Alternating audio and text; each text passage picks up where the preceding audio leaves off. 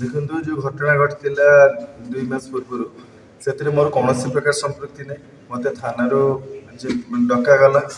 ଥାନାକୁ ମଧ୍ୟ ମୁଁ ନିଜ ତରଫରୁ ଯାଇଥିଲି, ପୋଲିସ ମୋତେ ଆରେଷ୍ଟ କରିନଥିଲା। ତରବରିଆ ଭାବରେ ଅଧଘଣ୍ଟାରେ ମଧ୍ୟ କୋର୍ଟ ଚାଲାଣ କଲେ। ମୋତେ 11ଟା 15ରେ ଡାକିଲେ, 11ଟା 45ରେ ଫରୱାର୍ଡ଼ କଲେ। କେସ୍ ଦେଇଥିଲେ ତପି ମିଶ୍ର ଓରଫ ସରୋଜ ମିଶ୍ର। ସରୋଜ ମିଶ୍ରଙ୍କ ସହିତ ମୋର କିଛି ସମ୍ପର୍କ ହିଁ ନାହିଁ ମୂଳରୁ। ହଠାତ୍ ମୋତେ ଖବର ଆସିଲା କି ନୟାପଲ୍ଲୀ ଥାନାରେ ଗୋଟେ ଏଫଆଇଆର କରିଛନ୍ତି କି ସରୋଜ ମିଶ୍ର। ମୁଁ ସେ ସମୟରେ ଯାଜପୁରରେ ଥିଲି।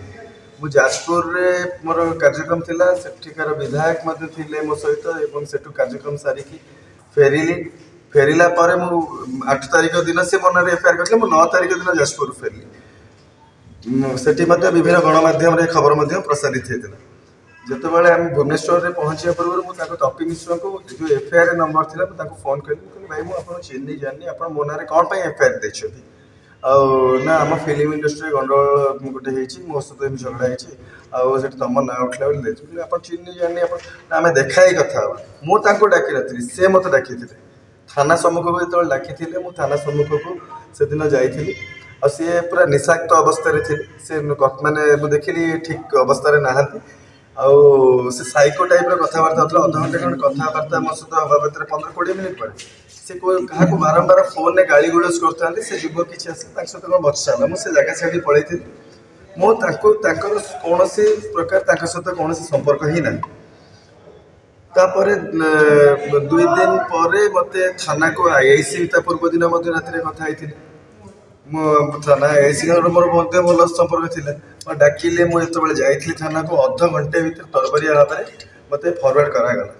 ତାପରେ ମୁଁ ଜେଲ୍ ଗଲି। ଜେଲ୍ରେ ରହିକି ମୋତେ ବହୁତ ଜିନିଷ ଅନୁସନ୍ଧାନ କଲି। ମୁଁ ଯେଉଁ ବାହାରେ ମୋ ନିଜ ଲୋକମାନେ ଆସନ୍ତି, ସେମାନେ କିଛି କୁହନ୍ତି। ଏବଂ ଜେଲ୍ରୁ ବାହାରିଲା ପରେ ସ୍ପଷ୍ଟ ଭାବରେ ଦେଖିଲି ଘଟଣା କ'ଣ ହେଇଛି, ମୁଁ କାହିଁକି ଏତେ ଦିନ ରହିଲି। ତପି ମିଶ୍ରଙ୍କର ଯେଉଁ ଏଫଆଇଆର କପିଠୁ ଆରମ୍ଭ କରି ସବୁ ଜିନିଷକୁ ତର୍ଜମା କଲି। ଯେତେବେଳେ ଏଫଆଇଆରଟା ଦେଖିଲି, ଏଫଆଇଆର ହ୍ୟାଣ୍ଡ ରାଇଟିଂ ଆଉ ପୂର୍ବରୁ ଦେଇଥିବା ନୟାପଲ୍ଲୀ ଥାନାର ହ୍ୟାଣ୍ଡ ରାଇଟିଂ ମ୍ୟାଚ୍ କରୁନି ଏବଂ ଦସ୍ତଖତ ବି ମ୍ୟାଚ୍ କରୁନି। ये जो कन्स्पिरेसी थियोरी रे से सैनर थानार जे आईएसी सी 100% ସୈନର ଥାନା ଅଧିକାରୀ ପୂର୍ବତନ ଅଧିକାରୀ ଯିଏ ଥିଲେ ସେ ସମୟରେ 100% ସେ ଅଛନ୍ତି। କ'ଣ ତା ନାଁ? ଦିଲ୍ଲୀପ ଭୂୟାଁ, ସେ ଏବେ ବାଙ୍କି ତାଙ୍କ ଟ୍ରାନ୍ସଫର ହେଇଛି। ସେ 100% ସେ ଲୋକ ବିଚାର କରିଥିଲେ, ନିଶ୍ଚିନ୍ତ ସବୁ ଜିନିଷ ଅନୁସନ୍ଧାନ କରିଥିଲେ, ସବୁ ସତ୍ୟତା ପ୍ରମାଣ ଆଧାରରେ କାମ କରିବା କଥା। ସେ ସିସିଟିଭି ଫୁଟେଜ୍ ଯାଞ୍ଚ କଲେନି। ମନମୁଖୀ ଏଫଆଇଆର ଯେଉଁ ହେଇଛି, ସେ ଗୋଟେ କାଳ୍ପନିକ ଘଟଣା ସେ ସହଯୋଗ କରିଛନ୍ତି। ମୋଟା ଅଙ୍କର ଲାଞ୍ଚ ନେଇଛନ୍ତି। ଆଉ ତାଙ୍କର ତପିଙ୍କ ସହିତ ମଧ୍ୟ ବହୁତ ଘନିଷ୍ଠତା ସମ୍ପର୍କ ମଧ୍ୟ ଅଛି। ତପି ମିଶ୍ର ଗୋଟେ ଓଇଓଟାକୁ ଲିଜ୍ରେ ନେଇକି ସେଠି କ'ଣ ଧନ୍ଦା କରନ୍ତି?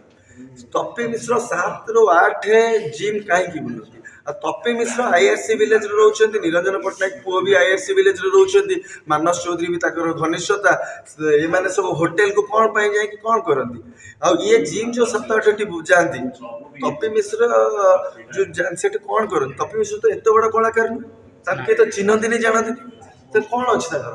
ନେତା ନା କଳାକାର ନା କ'ଣ? ସେ ନିଜକୁ ମୁଁ ଯେତିକି ତାଙ୍କ ସହିତ ଯେତିକି ସମୟ ଆଲୋଚନା କରିଛି, ସେ ଗୋଟେ ସାଇକୋ ପେସେଣ୍ଟ।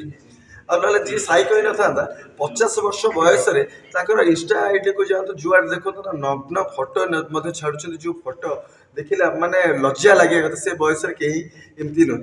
ତପି ମିଶ୍ର ଗୋଟେ ପେସେଣ୍ଟ ଭଳିଆ ମୋତେ ଲାଗନ୍ତି, ହେଲା। ତ ମୁଁ ତାଙ୍କୁ ଇଏ କରେ। ସିଏ ତାଙ୍କର ଝିଅ ଧନ୍ଦା କରନ୍ତି ବୋଲି ବିଭିନ୍ନ ସମୟରେ ବିଭିନ୍ନ ଗଣମାଧ୍ୟମରେ ବି ପ୍ରସାରିତ ହେଇଛି।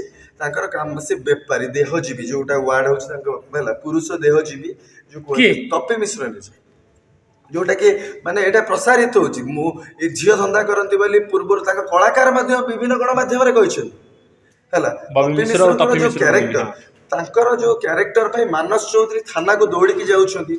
ସେଦିନ ସିସିଟିଭି କମ୍ପ୍ଲିଟ୍ ଚେକ୍ କରାଯାଉ। ସେଠିକି ବାରମ୍ବାର ମାନସ ଚୌଧୁରୀ ଯାଇଛନ୍ତି। ଏଫଆଇଆର ତପି ମିଶ୍ରଙ୍କ ପାଖରେ ରହିକି ଇଏ ଲେଖୁଥିଲା। ମାନସ ଚୌଧୁରୀ ତାଙ୍କ ସହିତ କାନ୍ଧରେ ହାତ ପକେଇଛନ୍ତି।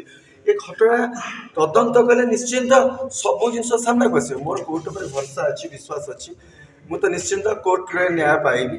ଏବଂ ଏ ଘଟଣାଟାକୁ ଗୋଟେ ନୂତନ ପୋଲିସ ଅଫିସରକୁ ଆପଏଣ୍ଟମେଣ୍ଟ କରିକି ଯଦି ଅନୁସନ୍ଧାନ ପ୍ରପର କରାଯାଏ, ନିଶ୍ଚିନ୍ତ ସତ୍ୟତା ବାହାରକୁ ଆସିବ। ଆଉ ମୋତେ ଏ ନେଇ ଏବେ ଯେଉଁ ସରକାର ଆସିଛି, ମୋହନ ମାଝୀଙ୍କ ସରକାର, ସେ ଲୋକଙ୍କ ସରକାର ବୋଲି କହୁଛନ୍ତି, ଆପଣ ଏ କଥା ରାଜ୍ୟ ସରକାରଙ୍କୁ ଜଣାଇଛନ୍ତି? ନିଶ୍ଚିତ ଜଣେଇବୁ, ସରକାରଙ୍କୁ ନିହାତି ଜଣେଇବୁ। କାହିଁକି ନା ସରକାର ଚେଞ୍ଜ ହେଇଛି, ଲୋକଙ୍କ ସରକାର ଆସିଛି। କିନ୍ତୁ ବ୍ୟବସ୍ଥା ଭିତରେ ବ୍ୟବସ୍ଥା change ହେଇନି। ପରିବର୍ତ୍ତନ ହବା ଦରକାର। ବହୁତ ସାରା ଜିନିଷ ପରିବର୍ତ୍ତନ ହେଇନି।